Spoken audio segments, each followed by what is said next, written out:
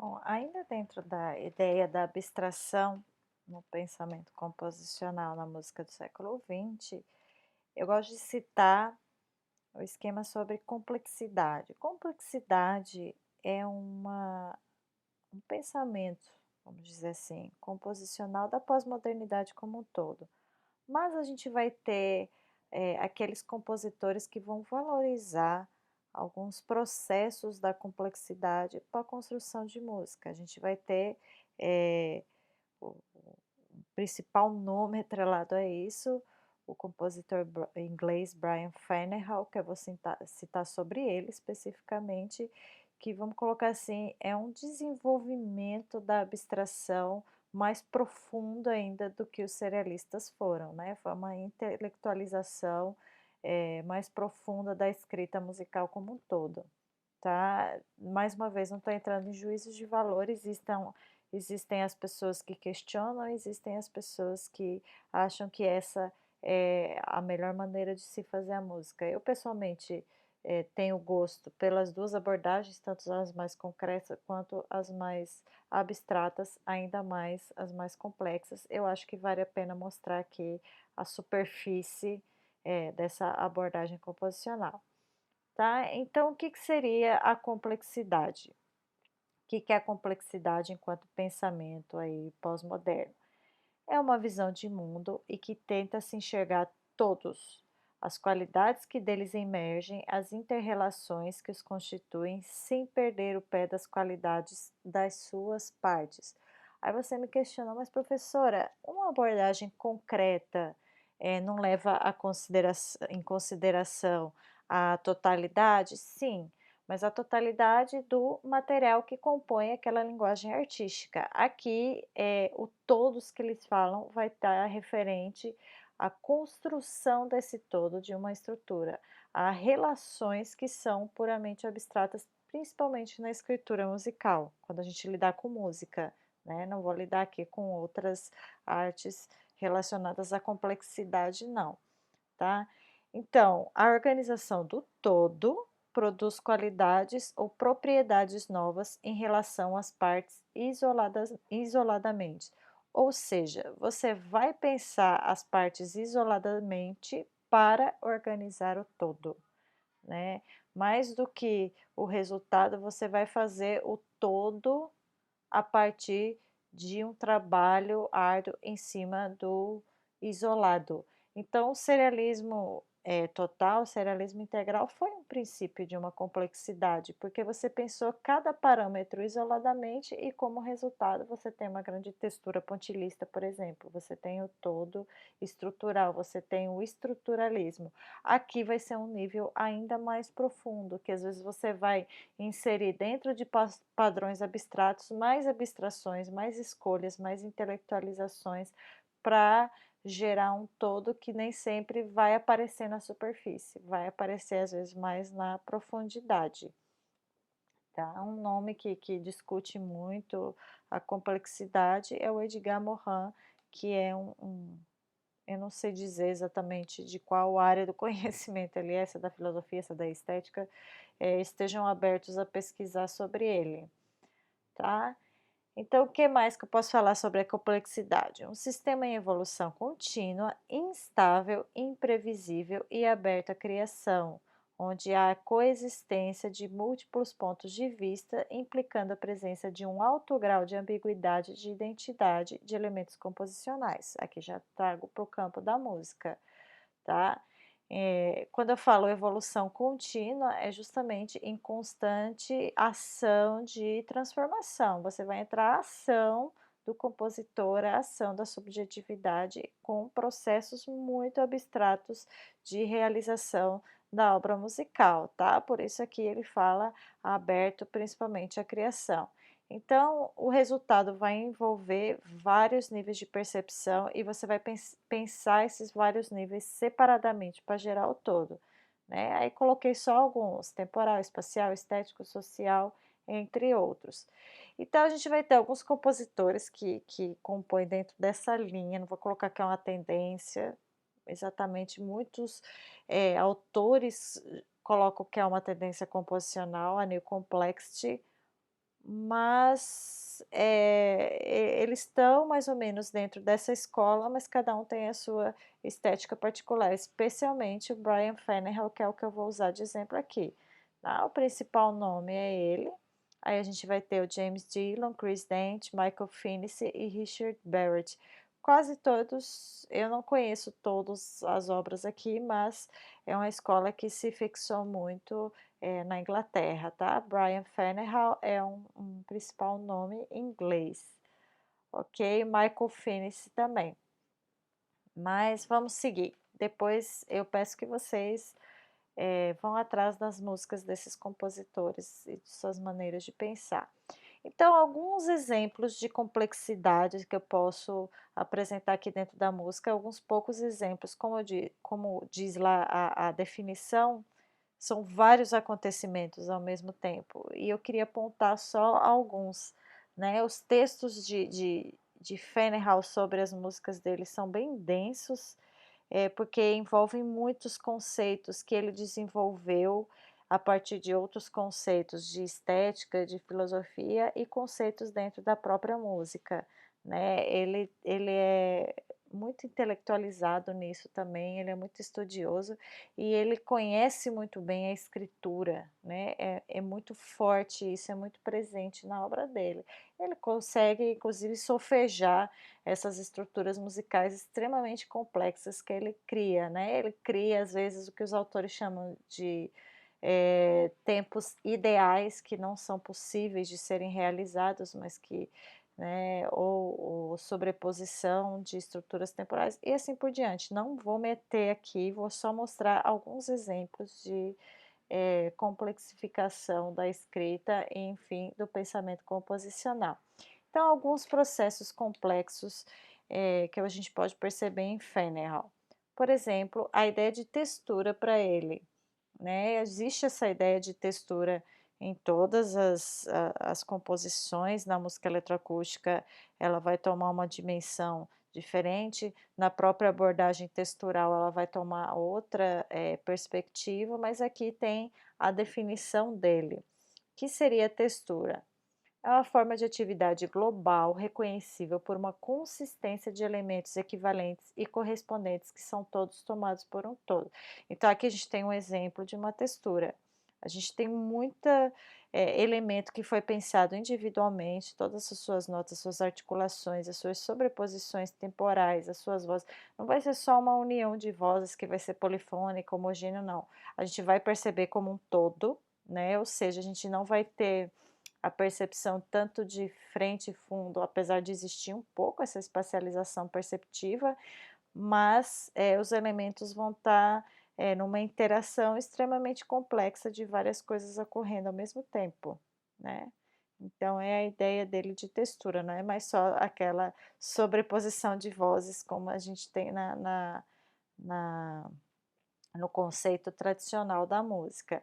Isso é um dos processos complexos, né. Por exemplo, a parte final do seu quarteto de segundo quarteto de cordas, da sua obra dele. Não vou tocar ele aqui, mas sugiro que, vocês pesquisem, sobre essa música. Isso é um exemplo de processo complexo, tá. Então dentro dessa textura, por exemplo, a gente pode falar de uma sobreposição de ciclos heterogêneos, né. Um dos processos para a composição da textura, por exemplo, a sobreposição de algumas, como que eu vou falar? De algumas abordagens de divisões temporais, que já são situações bem abstratas.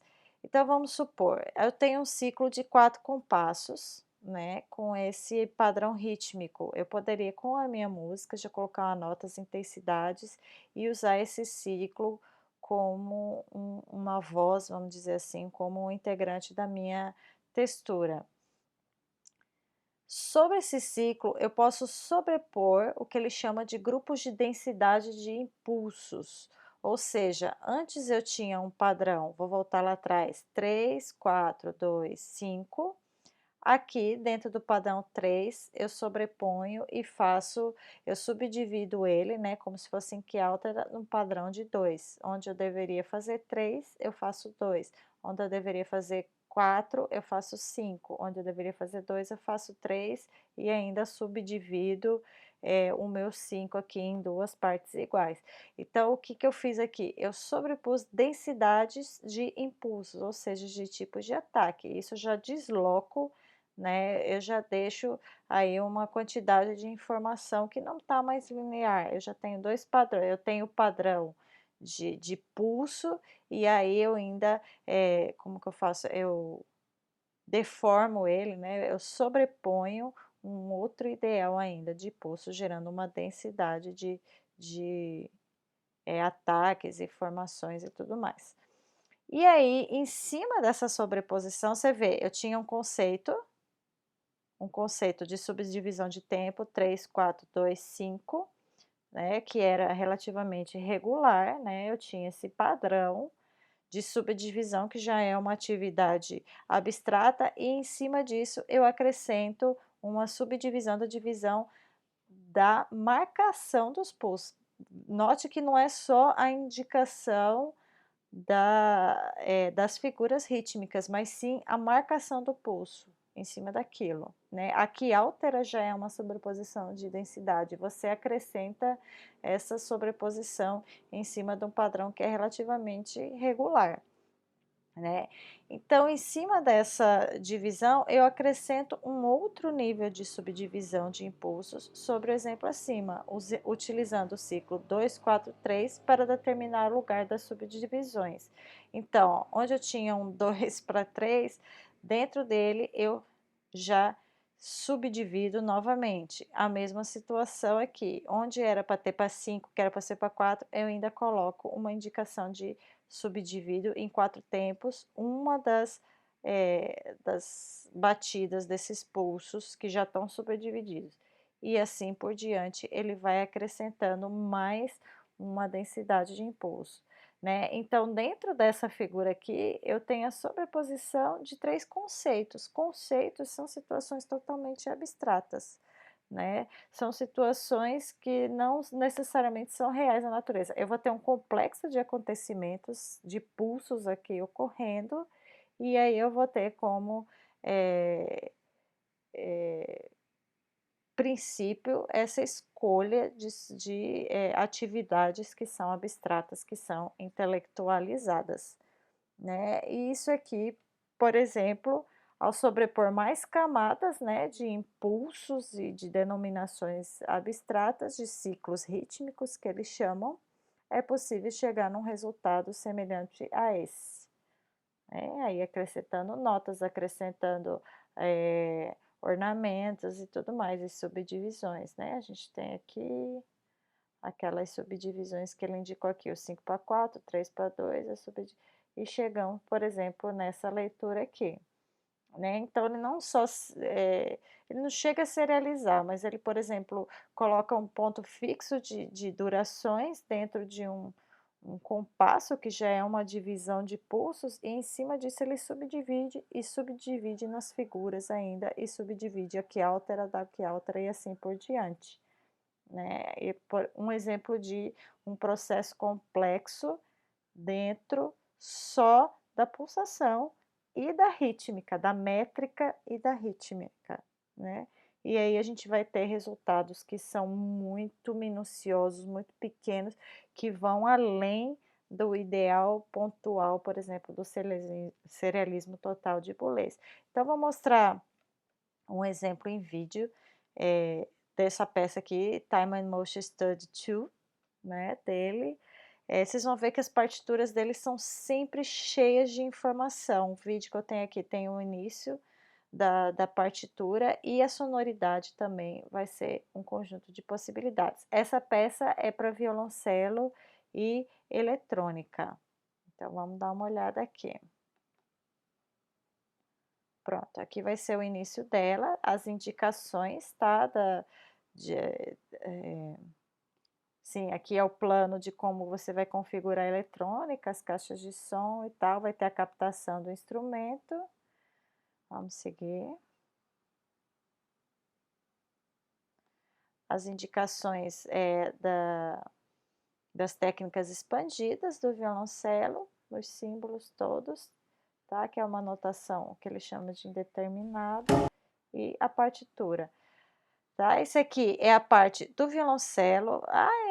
São 2 violoncelos? Não, é violoncelo solo, só que ele tem muita informação para dar para o violoncelista que não cabem numa partitura só, né, num pentagrama só. Ele tem informações temporais, ele tem informações de registro, ele tem informações dessas sobreposições de métrica e tudo mais. Além dele gerar, às vezes, com isso que eles chamam de métrica idealizada, mais do que métrica real, porque é uma subdivisão que é difícil de compreender dentro da lógica do relógio, por exemplo, dentro da lógica de divisão de tempo regular, né, que já é uma abstração. O tempo real, ele não é regular como é no relógio, né, ele é baseado na nossa percepção, mas não vou entrar nessa discussão sobre temporalidade, só para vocês verem, essa aqui é a parte do eletrônica e essa é a parte do violoncelo, né. Então vamos escutar o resultado disso. Vou voltar um pouquinho para vocês ouvirem o primeiro ataque.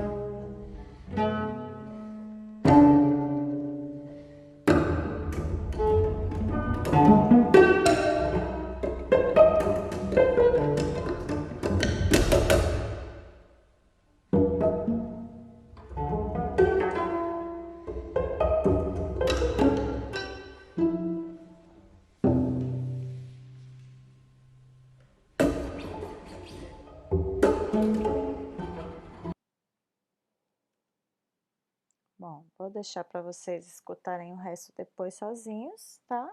Procurem essa peça, eu vou também colocar o link para vocês escutarem, mas é para vocês verem um resultado possível de uma abstração e de uma complexificação ainda de processos abstratos, né?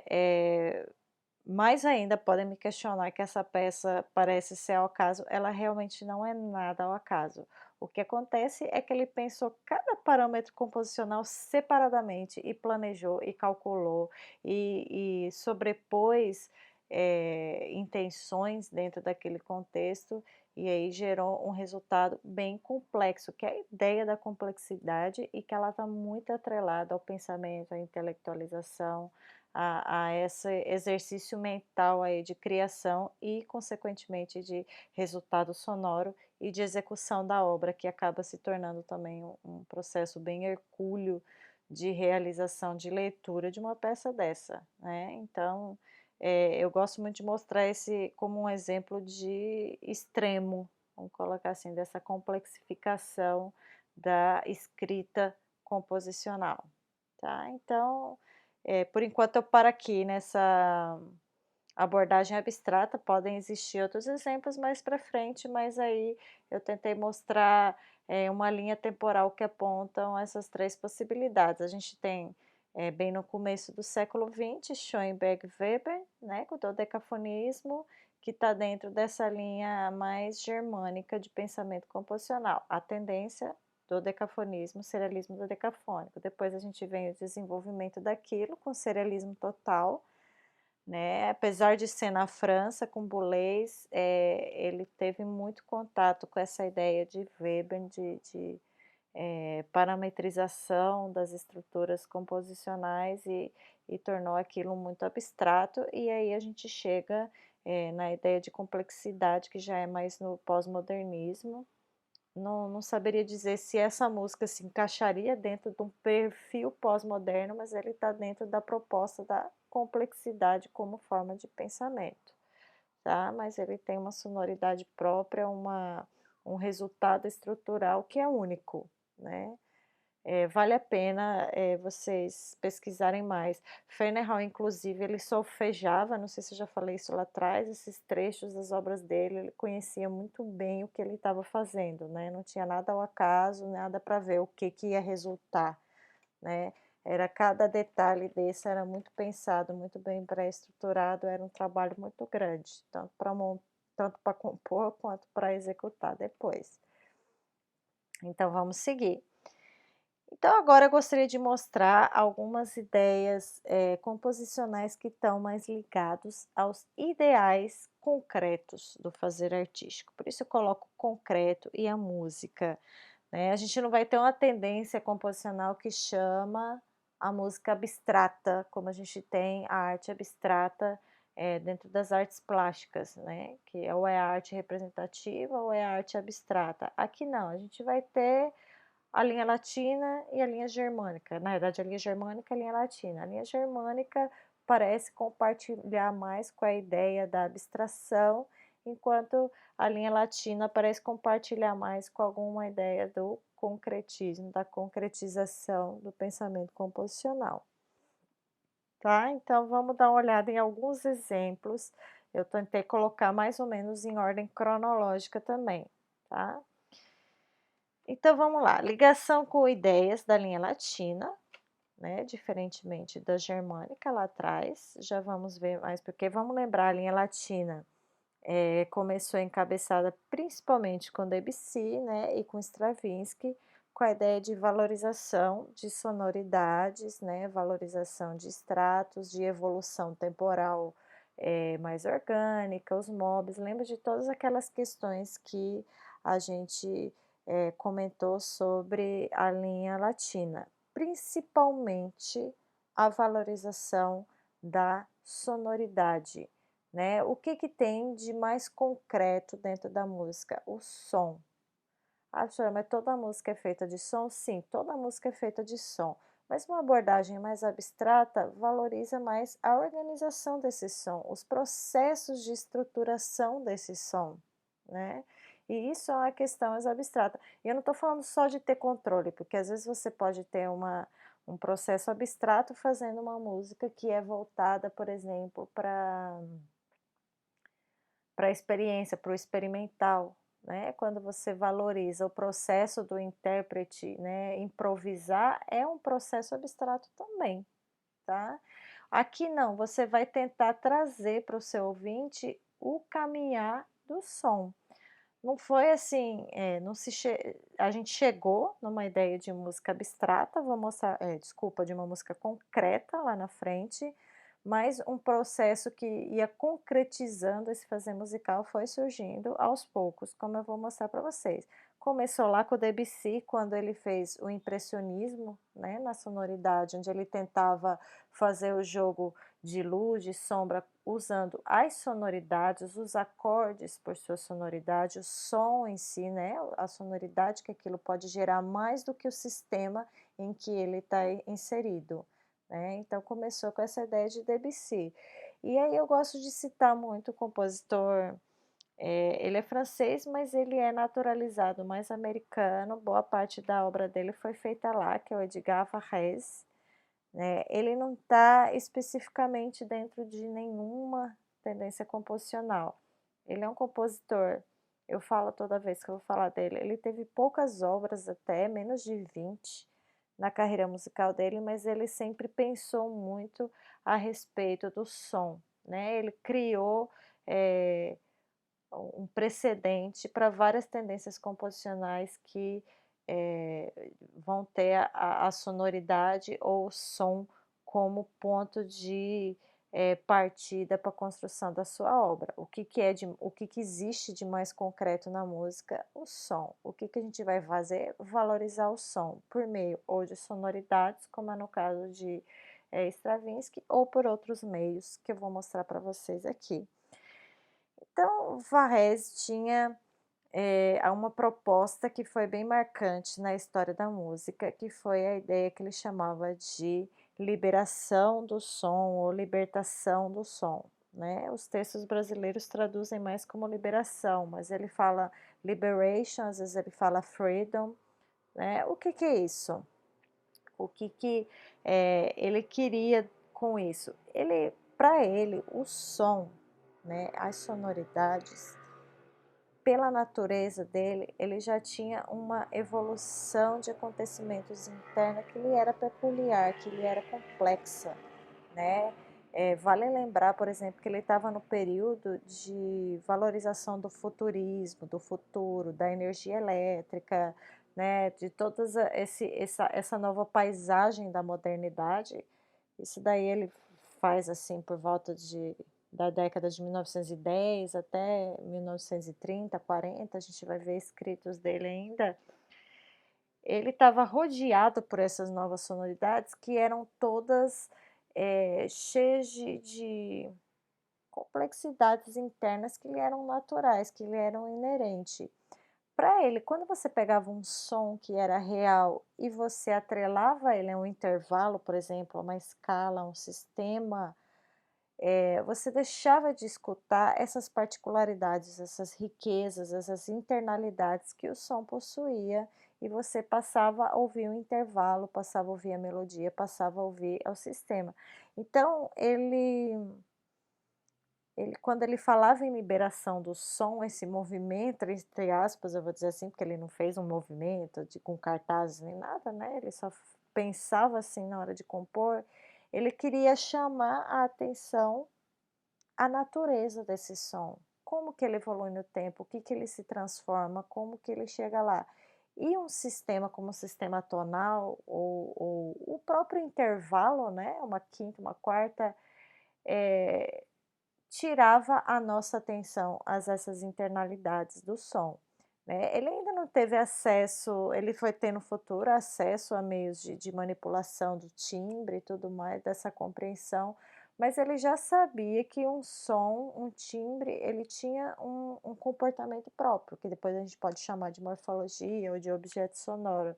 E para ele, para você trazer isso para o ouvinte, você tinha que libertar ele dessas amarras, vamos dizer assim, abstratas, né, por isso liberação do som, a liberação deste som das amarras, principalmente que ele falava que era do intervalo ou da rítmica mensurada, né.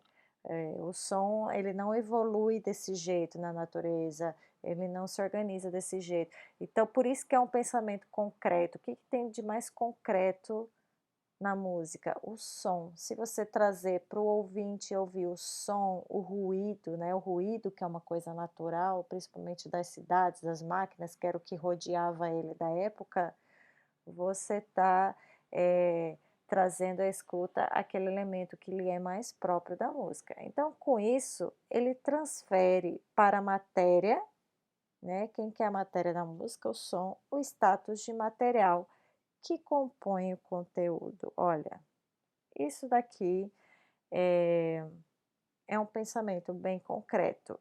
Quem que é a matéria? Se a gente fosse pensar, por exemplo, numa música tonal ou serial, né, uma música baseada principalmente em estrutura. Quem que é a matéria?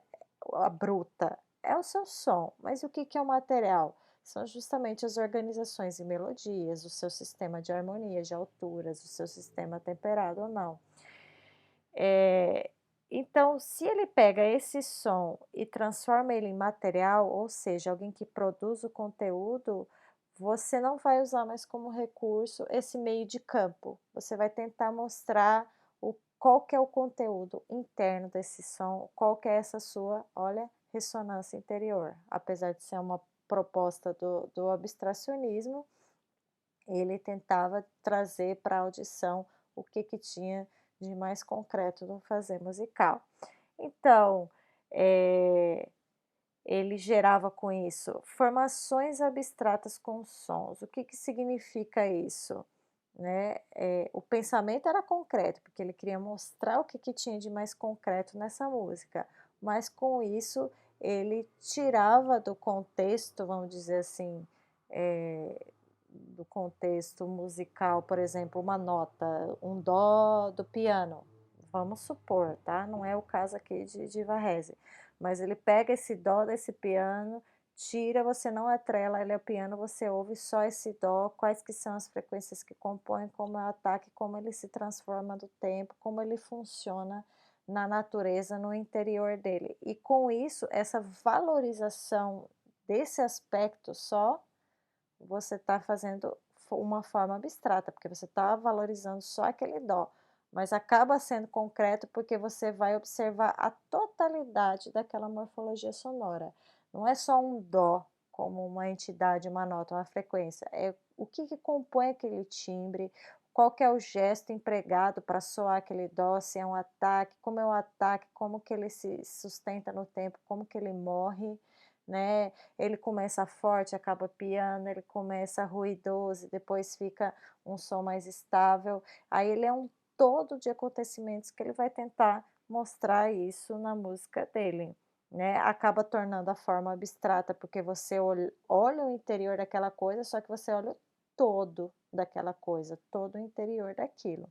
Então, com isso, a gente vai ter uma maior aproximação da matéria sonora em si, aí até coloquei matéria concreta, entre parênteses, para vocês perceberem, e aí uma citação que eu acho interessante, que ele fala para ilustrar essa liberação do som.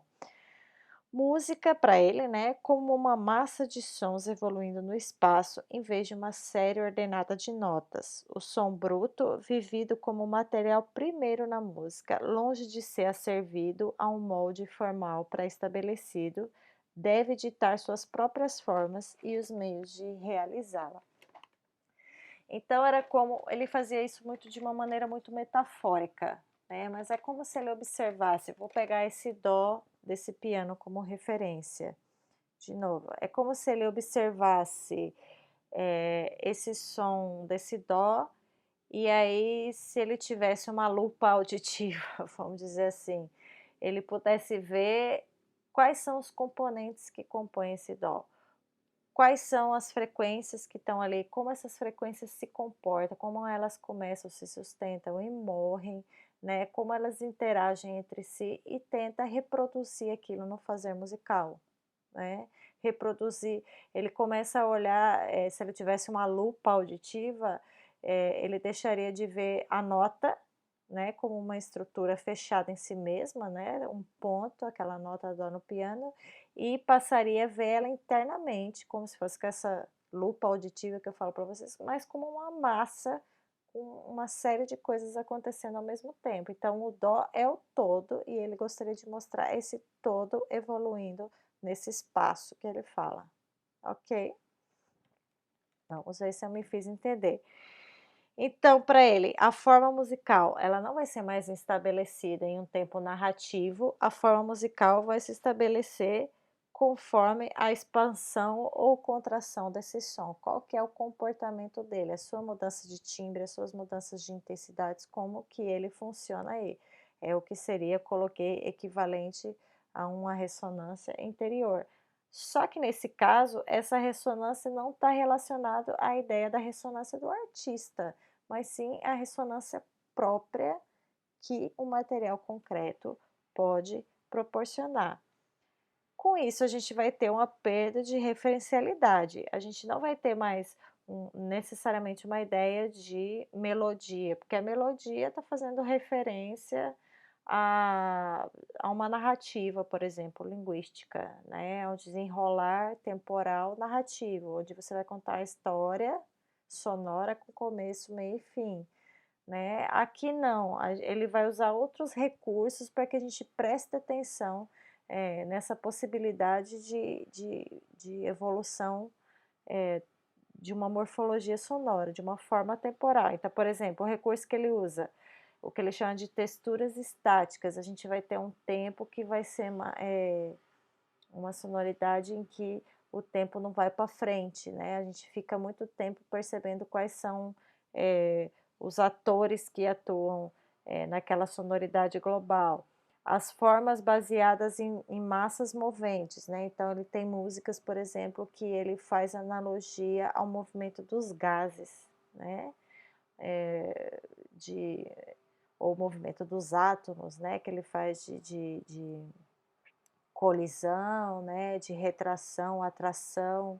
Por quê? Porque o som, como é um complexo de ondas, né, de várias coisas acontecendo ao mesmo tempo na física, vai vai ter o comportamento semelhante. E aí quando ele faz essa analogia ao movimento dos gases, ele está fazendo uma evolução temporal mais semelhante ao que seria a experiência do som. E muitas vezes o uso de sons ditos inarmônicos, ou seja, que a gente não percebe como uma altura definida, porque a altura, né, já é uma abstração, já é um prendimento do som. A gente vai lá e presta atenção naquela altura, naquele foco. E se eu uso só percussão como estratégia, por exemplo, não só percussão, ele gostava, por exemplo, de usar o som da sirene, que era muito complexa, né, essas sirenes de ambulância ou essas sirenes de fábrica, ou mesmo às vezes usava os sintetizadores elétricos da época para a gente prestar atenção nessas complexidades sonoras que esse material poderia conter por eles mesmos, né, e aí o uso de som inarmônico está nesse contexto. Então o exemplo que eu queria mostrar para vocês aqui do Varese é uma peça que chama Ionization, Ionisation, não sei se ele pensou o nome em inglês ou em francês, onde é uma peça basicamente feita para percussão e tem o som da sirene no meio também, onde, ela não se evolui de uma maneira formal, ela se evolui de uma maneira quase textural, né, porque ele está querendo justamente libertar a música desse sistema que é totalmente abstrato e tentar mostrar complexidades estruturais que são inerentes ao som na sua essência, tá. Então é mais ou menos uma metáfora que ele faz. Aí é um pensamento concreto, mas como eu volto a dizer, ele usa processos abstratos de valorização de elementos-chave para tirar o foco para a abstração da estruturação tonal, por exemplo, né. Então vamos dar uma olhada nessa peça do Varese, que é Ionization.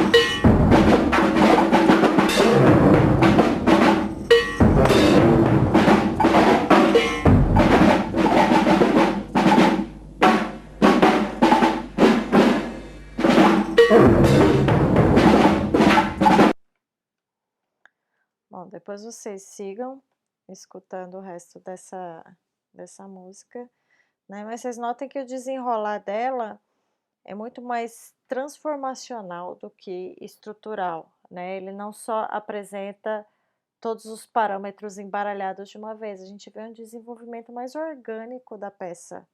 Espero que vocês entendam isso que eu estou querendo dizer, né, porque ele quer, primeiro de tudo, quando ele retira as alturas dessa música, em outras músicas ele até usa altura, usa intervalo, mas com outro perfil, de valorização, mas quando ele retira as alturas, usa sons totalmente inarmônicos, você é obrigado a prestar atenção em outras evoluções dessa música, que não mais é uma melodia, não mais um sistema harmônico, né, uma tonalidade e tudo mais, né, ele já está começando a libertar, a mostrar outras maneiras mais concretas de apresentar esse som. Próximo tema, então, ou a próxima tendência composicional é relativa, enfim, agora a gente tem o nome, a música concreta, que foi um termo culminado pelo compositor Pierre Schaeffer na França. Eu não vou entrar aqui na no surgimento dessa tendência composicional, tá? Ela foi a primeira, uma das primeiras vertentes que vão, desaguar, né, vão ser antecedentes, melhor dizendo, do que virá a ser a música eletroacústica adiante, mas convém lembrar qual que foi a proposta de composicional dessa nova vertente. A saber, a música concreta, ela surgiu por volta de 1945, 47, na realidade, né, com as pesquisas desse compositor Pierre Schaeffer, que trabalhava no estúdio de radiodifusão da França, onde com os experimentos de gravação e processamento de som, ele questionou novas possibilidades de organizar esse som e, enfim, de escutar esse som. Então, quando como ele trabalhava na rádio, ele viu que era possível, fixar os sons no meio, que eles pudessem ser escutados de várias maneiras. Já conhecendo o trabalho de Varese, já tendo essa visão de que os sons por si só têm uma capacidade artística forte dentro deles, os sons reais, principalmente do mundo real, já tem um complexo de acontecimentos que relativos a intensidades, a frequências, a durações, que o compõem, que faz ele viver.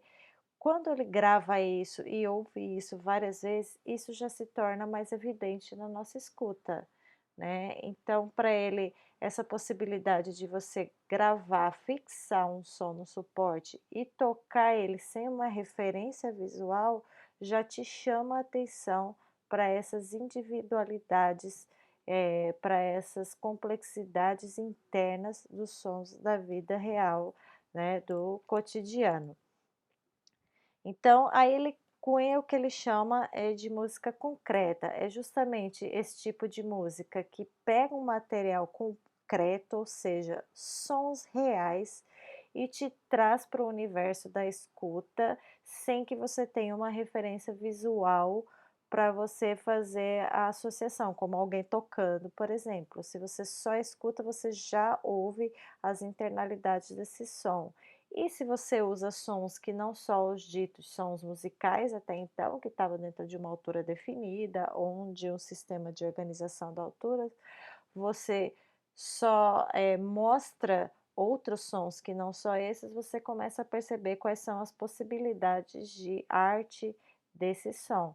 Semelhante ao ideal concreto da arte visual, onde você pega a forma pura, aqui a gente vai pegar o som puro e tentar desatrelar ele a elementos que eram considerados só como musicais, tornar o que não era musical em musical.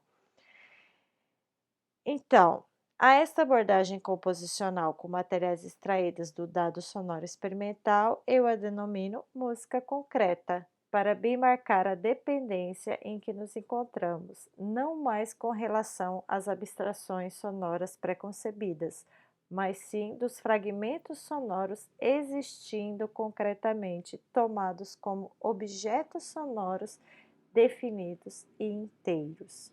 Pronto. Aqui é o pensamento concreto de construção musical declarado, né? Ele fala de, ao invés de depender essas sonoridades a uma estrutura dita musical que para ele, né, para ele não, na realidade são abstrações, né? Você obrigar que ele esteja dentro de uma melodia, obrigar que ele esteja dentro de uma estrutura harmônica e mostrar eles na sua essência realmente por meio de uma gravação, você está fazendo com que eles existem em sua concretude, vamos dizer assim, existindo concretamente. Você ouve ele como um todo, você ouve ele definitivamente. Tá? Então, o primeiro processo da música concreta era esse, o de gravar sons reais e mostrar eles sem uma referência visual. Mas, além disso, ele propunha outras estratégias de valorização dessa concretude desses sons. Ele fazia processos de concretização desses objetos reais. Então, primeiro de tudo, antes de falar, assim, de processos de construção do som, ele chama a atenção para a questão da escuta, né. Antes de você, eh, organizar esse som, você tem que pensar que você tem alguém que o escute, e ele quer que você preste atenção nessas complexidades internas do som, o som em si, né. Varese, ele buscava isso metaforicamente nas obras dele, né, numa maneira estrutural, escrevendo. Aqui ele tentou de fazer de uma maneira mais real possível, mais concreta, mais próxima do ouvinte. Primeiro de tudo, ele chama a atenção a sua escuta somente ao som, fora daquele contexto. Por isso é o que ele vai chamar de escuta reduzida. Você vai reduzir a sua atenção, vai focar ela naquele som pelo que ele é, na sua essência, né? Esse termo escuta reduzida, ele tirou da fenomenologia, né? Uma área do pensamento da linguística, da filosofia, onde dentro da fenomenologia você pratica o processo que chama de redução fenomenológica. Quando você vai analisar um objeto por meio de uma redução fenomenológica, você vai observar ele pelo que ele é, vai o que eles chamam de pôr o mundo entre parênteses para poder observar aquele objeto na sua essência, né? O que ele é e não como o mundo vê ele. Então você vai tirar qualquer referência, tipo, se eu observo, vamos supor, um cabelo, eu não vou falar é o cabelo da Cristina, da professora Cristina, né? O que que o mundo diz? Ele olha e vê que é o cabelo da professora Cristina. Não, eu vou olhar que é um conjunto de fios de cabelo que tem uma tonalidade X, né? É castanho, mas atualmente está tingido de um avermelhado.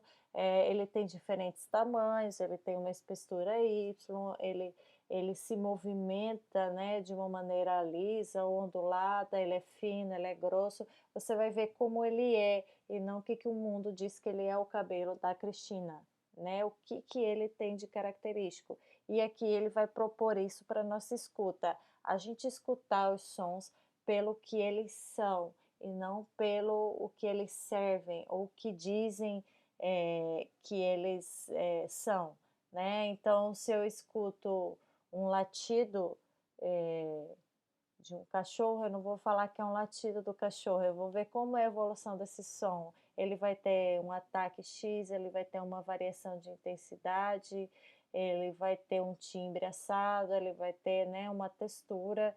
Você vai ver como ele funciona mais do que o resultado final dele, qual que é todo o processo que define aquele som de ser o que ele é.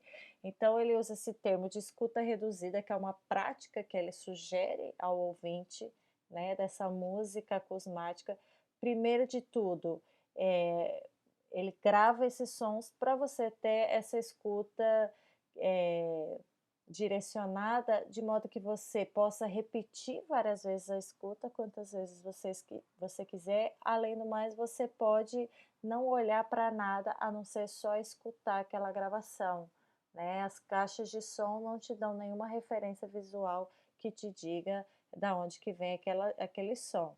Então, o que que a escuta reduzida propõe? A eliminação de qualquer significação relacionada ao material sonoro. Então, você não vai pensar, isso é um som de um martelo, você vai pensar, isso é um som percussivo, né? Você vai, tentar tirar da onde ele vem, para que ele serve, para observar como ele é, tá? É a primeira proposta dele. Então, o que que seria essa escuta reduzida? O que que ela te proporciona? A escuta integral da internalidade do material artístico musical, né? Ao gravar, ele já está forçando o seu foco aquele som e não mais a execução, né, de um instrumento ou a execução de um instrumentista, e você vai tentar esquecer o que que causa ele, você vai perceber como ele funciona, qual que é a essência dele, o que que o compõe, e aí sim aquela ideia do som pelo som, ele existe ali pelo que ele é e não para servir a um contexto. Então, com isso vem justamente a busca da autonomia do som. Lembra lá nas artes visuais que tinha a busca da autonomia das formas, que é o que tem de mais concreto no visual. Aqui é a busca da autonomia do som, que é o que tem de mais concreto na música, né? Aqui seria o desenvolvimento da ideia da liberação do som do Varese para chegar no material o mais concreto possível. Então, aqui tem uma citação dele que ele fala: escutando o objeto sonoro que nos apresenta uma porta que range, podemos perfeitamente desinteressar-nos da porta para interessar-nos apenas ao rangido, ou seja, o que que aquilo vai soar, que gesto que aquilo proporciona, né, que tensões, que relaxamentos, né, que contrações e dilatações que aquele som funciona na sua essência, por isso é o mais concreto possível. Interessante aqui que ele deixa de falar em estrutura musical e passa a usar o termo objeto sonoro. Ele tem um livro, né, que é uma bíblia, assim, para quem está começando a estudar música eletroacústica, que chama o Tratado dos Objetos Musicais, que ele justamente começa a tratar o som enquanto um objeto sonoro que não tem um significado, mas ele é aberto a várias possibilidades de interpretação. Você vai ouvir ele pela sua essência e não do que ele vai ser dentro de um contexto musical, ele não vai estar atrelado a uma abstração, né? Então ele deixa de ser um elemento estrutural que vai eh, ser parte de uma hierarquia, vamos supor, numa estrutura, e passa a ser um objeto dotado de particularidades próprias. Por isso, objeto sonoro, às vezes depois a gente vai usar o termo evento ou então morfologia, mas aqui ele já começa, inclusive, a usar outra nomenclatura. Então, qual que é o processo? Além dele gravar os sons, ele ainda faz o processo que ele chama de desnaturalização e às vezes descontextualização desse som. O que que é a desnaturalização? Ele está propondo que você não se lembre a que esse som está atrelado, qual é a sua causa. É a história, eu vou esquecer a porta e prestar atenção no rangido. Eu vou me esquecer que a porta gerou esse som, que aquele som está atrelado à porta e vou prestar atenção em como esse rangido é. Se eu só apresentar ele sozinho, automaticamente na minha escuta eu posso lembrar e eu vou visualizar na minha mente uma porta rangendo, uma porta abrindo e fazendo aquele barulho. Mas se eu pego esse som e, por exemplo, coloco ele ligado com um som bem diferente, sei lá, um trovão, aí o rangido logo em seguida, eu junto como se o trovão tivesse entrado e transformado nesse rangido, eu transformo tudo num único objeto sonoro, a soma desses dois sons. Eu descontextualizei ele, eu liguei ele a um som totalmente diferente do da porta, eu me esqueço que ele está atrelado à porta e ele passa a ser um objeto independente. Isso é uma coisa, é a descontextualização. E eu posso desnaturalizar ele, é o quê? Eu posso manipular, processar ele com alguns processos de efeitos, como reverberações, esticar no tempo, comprimir no tempo, de modo que as características físicas desse som ainda estão lá, mas eu mudo algumas características perceptuais e eu me esqueço o que causou aquele som. Aí sim ele se torna mais independente. Então são vários processos, né? É, o mais simples que tem é você esticar ele no tempo, como era feito naquela época. Naquela época eles gravavam ou em LPs ou eles gravavam em fitas magnéticas, né? Que eram a base de rotação. O que você podia fazer, por exemplo, no caso da fita magnética, é rodar ela mais devagar. Você estica a sessão no tempo, você deixa ele mais lento. Então você consegue perceber, por exemplo, como que ele ataca, como que ele continua. Você consegue perceber variações mínimas que você não percebia se ele fosse executado da maneira gradual. Isso é uma desnaturalização.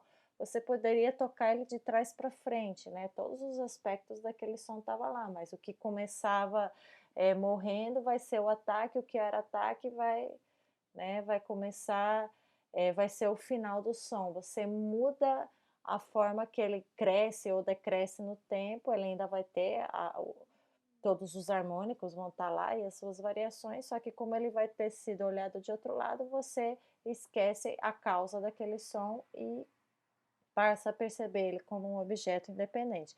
Então, eu trouxe aqui alguns exemplos de desnaturalização. Eu tenho, por exemplo, esse gesto aqui no piano.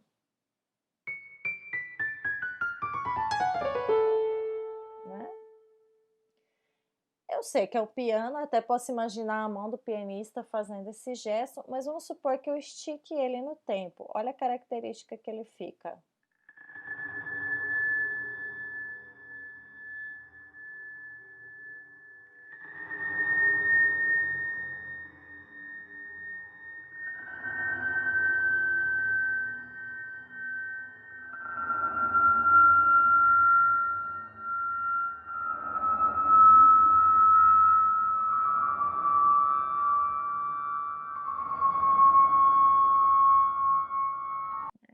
Esse é exatamente aquele primeiro som em que eu coloquei ele como se fosse numa rotação muito mais lenta, né? A gente começa até a perceber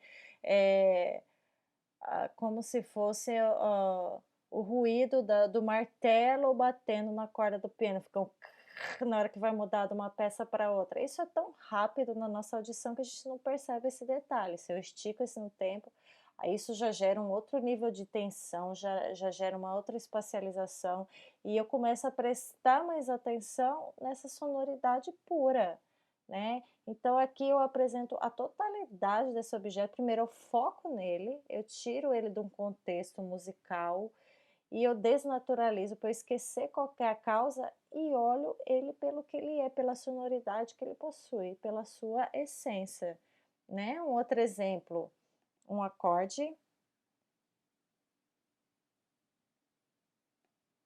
Um acorde de dó maior, tocado no piano, e aqui ele inserido com uma série de processos, né? Eu coloquei reverberação, delays, passei filtros, né? Fiz vários processos aqui, no caso digitais, e aí ele ficou com essa cara.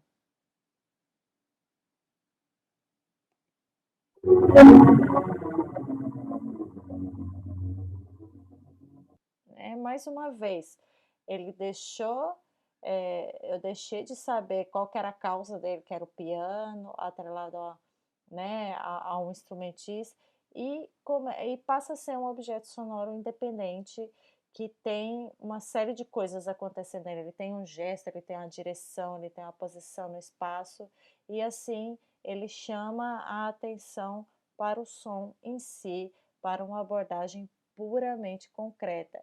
E além de fazer esses processos no som, eu ainda posso pegar e juntar eles e eu tenho uma organização musical concreta. Vamos escutar ela.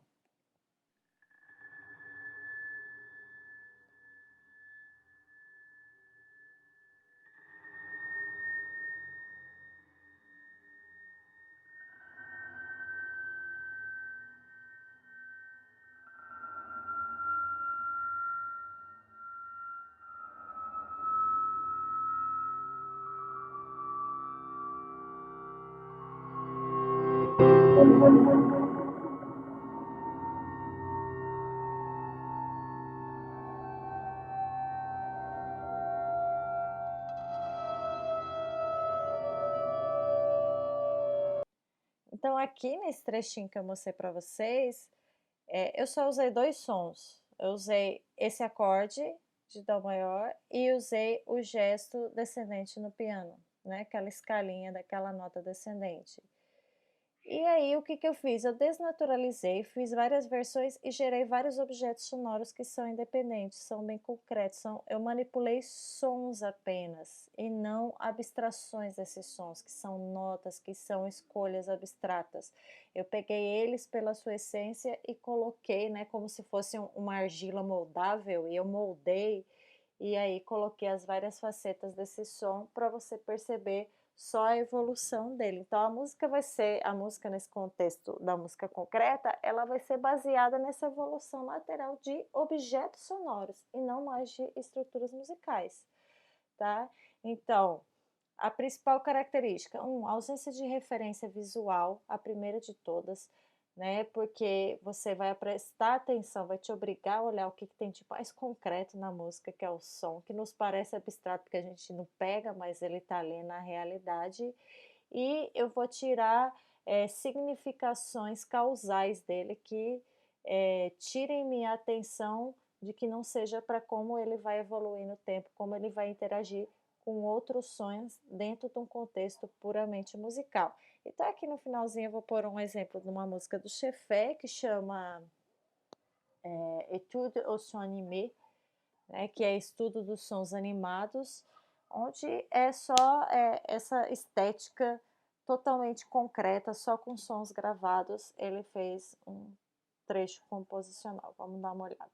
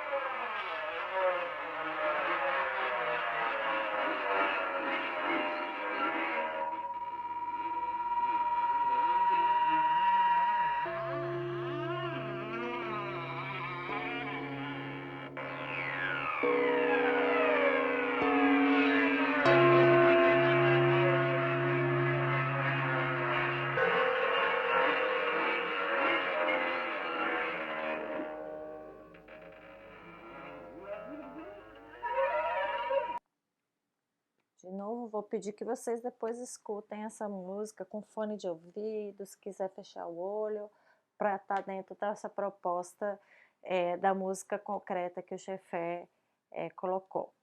Então vamos seguir. A última abordagem que eu queria mostrar para vocês, que é mais voltada para esse pensamento concreto, é a música espectral ou o espectralismo, que os dois principais nomes, não são os únicos que a gente pode atrelar, é o Gerard Grisé e o Tristan Murray, tá? É uma tendência composicional que surgiu por volta da década de 1970. O Grisé já faleceu, mas Murray continua produzindo, mas ele já foi além dessa proposta, mas ele ainda tem esse perfil aí, desse estilo de música. O que que é música espectral? Primeiro de tudo, por que que ela tem esse nome? Vem da palavra espectro, né. O que que é espectro? É justamente essa composição, eh, do som em o último tópico então que eu queria mostrar para vocês, desse pensamento concreto ligado à música do século XX, é a respeito da música espectral ou do espectralismo, que surge aí por volta da década de 1970, tá, com um grupo de compositores franceses, principalmente Gerard Griset e Tristan Murail, vai aparecer o nome deles ali atrás, ali na frente, melhor. Tá, mas, por que que eu chamei essa música? Primeiro, música espectral, antes de eu entrar nas abordagens concretas dele. O que que é música espectral? Por que que toma esse nome? Porque é uma música baseada no estudo do espectro do som. O que que é o espectro do som? Vou fazer uma analogia à luz. Então eu tenho aqui um prisma que mostra a refração da luz. Eu tenho a luz branca, né, o prisma ele refrata essa luz e aí eu vou ter a divisão do som da luz em várias cores. O que que acontece? A luz branca, como a gente enxerga, é a soma de todas as frequências das cores. Assim como o som, a luz também se comporta como onda, ela não se comporta só como onda, ela também se comporta como partícula. Mas a parte que ela é onda, ela também possui frequências e amplitudes, né, só que são frequências, muito altas que a gente deixa de percebê-las enquanto som e passa a perceber como, imagem, né, como luz. E a luz branca, a cor branca é o quê? É a soma de todas essas frequências. Né, o som se comporta desse jeito. Ele tem uma composição que a gente percebe como um todo e que na realidade a gente tem várias frequências sonoras acontecendo ao mesmo tempo. Então vamos levar isso para um programa que analisa um som. Aqui eu tenho um som, aquele nosso som do dó, no piano. Esse aqui é um programa que ele mostra para a gente, ele faz a análise que a gente chama de frequências por tempo. Então, quando eu ataco a nota do piano, todas essas frequências acontecem ao mesmo tempo, ou seja, um mesmo som, para a gente perceber ele como timbre, eu tenho várias notas tocando ao mesmo tempo. Aqui tudo bem, é um som de piano, a gente sabe que vai ter um dó e um mi e o sol tocando junto e um baixo, mas um som sozinho também é uma soma de frequências, assim, eu posso abrir outro para mostrar para vocês. Eu não vou ter um muito fácil aqui não. Realmente fácil, eu só tenho esse piano tocando, esse acorde. Mas enfim, qualquer timbre, ele vai ser uma soma de várias notas ao mesmo tempo, sendo que a nota mais forte, aqui está representada, né, pela grossura da linha ou pela escuridão, né, quanto mais escura a linha, mais forte é a frequência, e quanto mais clarinha, ela é mais fraca. Sendo que a mais grave, a mais forte, é o que a gente vai chamar de nota fundamental, e todas as outras frequências são organizadas dentro da série harmônica, primeiro harmônico, segundo harmônico, terceiro harmônico.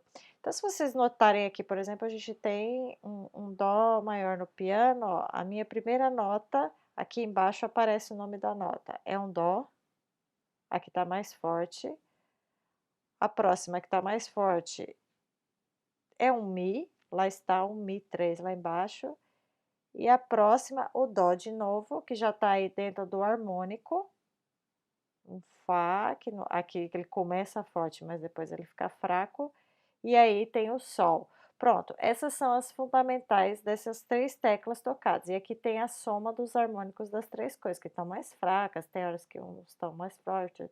Então o que acontece? O timbre é um complexo de frequências que acontecem irregularmente, ó, pode ver que elas ficam variando, isso aqui é frequência, então aqui essa começa um pouquinho mais baixinho, vai ficando, pode até ver o número aqui embaixo que vai variando conforme eu vou passando o mouse, né, ela vai ficando um pouquinho mais aguda e varia aqui em hertz. E tudo isso a gente não percebe tanto sempre como acorde, a gente percebe como timbre, essa soma, o espectro é essa soma de possibilidades. Então por que que a música espectral tem esse nome? Porque ela usa o estudo do espectro, o estudo da composição do timbre como referência para a construção das suas obras, né. Então aqui está o nome dos 2 compositores e vocês vão saberem como que eles faziam a música dele. Era a partir do estudo sistemático da alma que compõe o material musical, que é o timbre. O timbre, fisicamente falando, é composto pelo espectro e pela sua transformação desse espectro no tempo, se ele fica mais forte, se ele fica mais fraco, né, a gente viu que tem essas variações, né, eh, de força e às vezes até de variação de frequência também. E isso tudo é dinâmico, um som não é estático, um som se transforma enquanto ele existe, né, ele não é o tempo todo forte, ele não é o tempo todo fraco, ele tem variações internas, tanto é que a hora que eu estiquei a gravação no tempo, vocês viram que tinha até o ruído do piano, do martelo batendo na corda do piano e tudo mais, isso tudo vai compor o timbre, todas essas particularidades. Para fazer essa música espectral, eles faziam esse estudo físico até, de como que o som se comportava, só que diferentemente da música concreta do Chefé, ele gravava e tirava o referencial. Aqui não, eles pegavam esse estudo e transpunham para o material composicional, né. Então era como se eu visse uma lupa que ressalta as características internas do fenômeno sonoro e musical. Então, por exemplo, eu poderia usar esse espectro aqui, pegar esse dado, ó, eu quero o Si2 que está aparecendo aqui, Dó sustenido 3, e aí pegar esses dados todos, transformar em nota e distribuir para uma orquestra tocar. Ó, um flautim vai tocar essa nota aqui em cima, né, sei lá, uma viola vai tocar essa, outro vai tocar essa, aí eu indico as intensidades, como se eu tivesse, pegando isso que está numa escala microscópica para os nossos ouvidos e jogando para uma escala macroscópica que é para orquestra, né. Então era esse estudo de como que funcionava um som e eu transpunha isso para o material musical, né. Então isso a gente vai ter a influência de um compositor que chama Chelsea, onde ele faz muito uso da evolução temporal lenta, que quando você faz uma coisa muito lenta, você esquece o destino daquele som e começa a perceber o presente daquele som, ou seja, o que que ele tem acontecendo naquele momento. Então lembra daquele exemplo que eu coloquei do som do piano esticado no tempo. Eu esqueço do ataque, eu começo a perceber como ele se transforma, o que que ele tem de característica, ele se torna um objeto. E quando eu faço um material musical com uma evolução mais lenta, eu proporciono a essa atenção aos detalhes do som em si, né, das especificidades do material. Eu não vou tocar essa peça para vocês, eu vou pedir para vocês pesquisarem sobre ela é fácil de encontrar no YouTube, mas o que que ela tem de característico? Ela tem 4 peças construídas em cima de uma única nota, né, cada movimento é uma nota, um Fá, depois é um Si, depois um Lá bemol e por último Lá, cada movimento ele usa só uma nota. E nisso, ele muda as oitavas, muda os timbres, né, sobrepõe, porque aí você não presta atenção mais no desenrolar. A nota se torna independente com todas as suas particularidades. Ela pode aparecer numa região aguda e ela vai ter uma característica timbre, ela vai ter uma espessura, ela vai ter uma cor, ela vai se tornar um objeto mesmo naquele contexto composicional. É uma abordagem mais concreta. Isso aqui ainda não é espectral. O Chelsea foi que influenciou os espectralistas, tá? Voltando ao 4 pezzi su una nota sola, não sei se o meu italiano está correto, depois vejam lá, né? O desenvolvimento dessas obras depende da organização de variação de timbres, intensidades, articulações dinâmicas, ritmos e também de flutuações microtonais e de glissandi, né, vários glissandos, né, glissandi é o plural da palavra glissando, né. Então, a influência além desse estudo do espectro, eles também usavam muito esse recurso do alongamento do material, de modo que a gente percebesse a transformação da sonoridade. Então, eles reproduziam essa alma do som, que é o timbre. Isso é uma abordagem concreta. Você tenta mostrar por meio de outros sons, por meio da escrita, a natureza, a essência do som, tá? Então, o exemplo que eu tenho aqui é dessa peça Desintegration, de Tristan Murray, né, que é uma peça para 17 instrumentos e eletrônicas, onde ele usa como referência principalmente a harmônica, como organizar essas alturas. Uma análise desses de espectros instrumentais, uma semelhante a essa que eu fiz aqui nesse programa, né, ó, você vê até que o programa diz análise do som do piano, ou seja, ele descobre quais são esses dados desses espectros e usa esses dados como harmonia, e nisso ele vai acabando usar recursos de microtonalidade, ou seja, ele vai usar sons não temperados, porque vai descobrir que o espectro, né, tem essas possibilidades, a variação constante e tudo mais, né. A gente tem espectros gerados por computador, que são modelados em sons instrumentais reais também. Todo o conteúdo de altura é em cima desse espectro analisado, né, só reforçando o que eu falei, o conteúdo harmônico repassado para os instrumentos é extraído da análise desse espectro, e o título refere-se a processos técnicos de desintegração de um timbre, em como que ele vai se desmanchando gradualmente, ou seja, os sons se derretem, se desintegram diante do ouvinte, mostrando gradativamente o seu interior, quais que são as suas transformações, qual que é seu comportamento interno, o que lhe é peculiar, o que é esse som pelo som. Então aqui eu vou mostrar um exemplo só auditivo de mais uma abordagem concreta para essa música.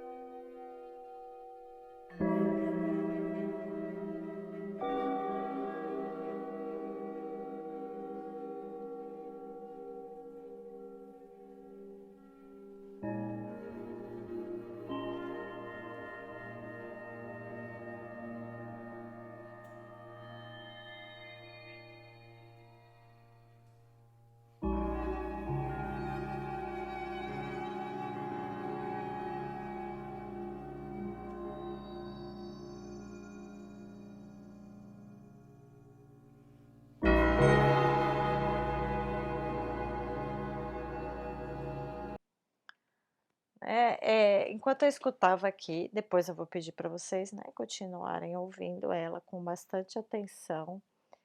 Eu me lembrava muito do texto que a gente leu, o recurso do tempo estático ou espacial, que às vezes a linha latina, né, proporciona, ou a repetição como estratégia de valorização do som. Você vê que o sino aqui é um ponto chave, né, estrutural dessa obra, e cada apresentação repetida desse sino, ele vai se desintegrando para a gente ver esse seu interior. E como que ele se desintegra? Ele começa a ficar gradualmente estática a sua ressonância, não sei se vocês percebem isso. Isso só nesse trecho, pode ser que pode ser não, vai se desenvolver mais lá na frente. Mas eles utilizavam muito esse recurso do tempo estático que se torna espacial, né, você fica inserido, e a repetição como um recurso de valorização da sonoridade e não do desenvolvimento estrutural, né. Então, eu fecho aqui essa abordagem mais concreta e faço essa ligação com a proposta da linha latina e peço que vocês retornem depois e comparem com as ideias da linha germânica, né.